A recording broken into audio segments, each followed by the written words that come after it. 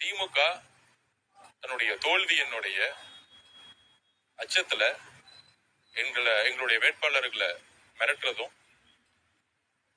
ஆபீஸ கொளுத்துறதும் இந்த மாதிரியான ஒரு தோல்வி பயத்தை திமுக வேட்பாளர்களுக்கான அச்சுறுத்தலை கொடுக்க ஆரம்பிச்சிருக்காங்க.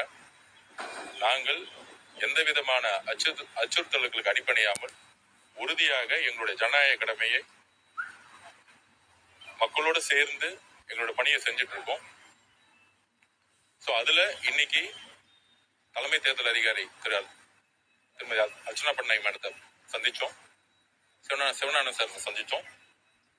அதுல எங்களோட கோரிக்கை என்னன்னா, முக்கியமா 62 கவுண்டிங் சென்டர்ஸ் இருக்கு. 62 கவுண்டிங் சென்டர்ஸ்லயும் யாரு கவுண்டிங் ஏஜென்ட்டோ அவங்களை மட்டுமே அலோவ் பண்ணணும். நம்பர் 1. நம்பர் 2, கவுண்டிங் சென்டர்ஸா இருக்கக்கூடிய colleges, for example Laila college கேட்டுக்கு வெளியே கட்சிக்காரர்கள் 1000-2000 பேர் கூடுறதுக்கான எல்லா வாய்ப்புகளும் இருக்கு. திங்கட்கிழமை அன்னைக்கு பொதுமக்களுக்கு சட்டம் ஒழுங்கு பிரச்சனை எதுவும் வந்துடக்கூடாது.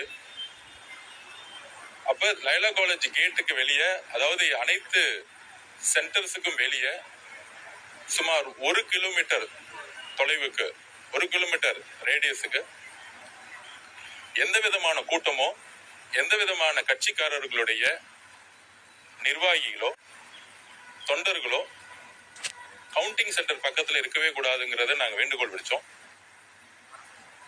அனைத்து கட்சியுடைய தொண்டர்களும் சரி நிர்வாகிகளும் சரி யாருமே கவுண்டிங் சென்டர் கேட்டு பக்கத்துல இருக்கக்கூடாது.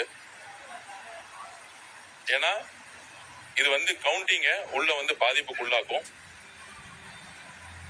லைலா காலேஜுக்கு வெளியே பப்ளிக்கோட மூவ்மெண்ட் டிராபிக் அதிகமா இருக்கக்கூடிய ஏரியா. அது மாதிரி குயின் மேரிஸா இருக்கட்டும், அண்ணா யூனிவர்சிட்டியா இருக்கட்டும், ரோட்ல 2000, 3000, 5000 பேர் இருந்தோம்னா அது பப்ளிக் டிஸ்டர்பன்ஸ் ஆகும். அதுக்கப்புறம் திமுக மாதிரி இருக்கக்கூடிய கட்சிகள் உள்ள இருந்து தகவல் கொடுத்து ஏதோ ஒரு கலவரத்தை உருவாக்கக்கூடிய ஒரு சூழ்நிலை வாய்ப்பு இருக்கு. அதனால கவுண்டிங் சென்டர்ஸ் பக்கத்துல 1 கிலோமீட்டருக்கு யாருமே இருக்கக்கூடாது அப்படிங்கறத நாங்க பதிவு பண்ணோம்.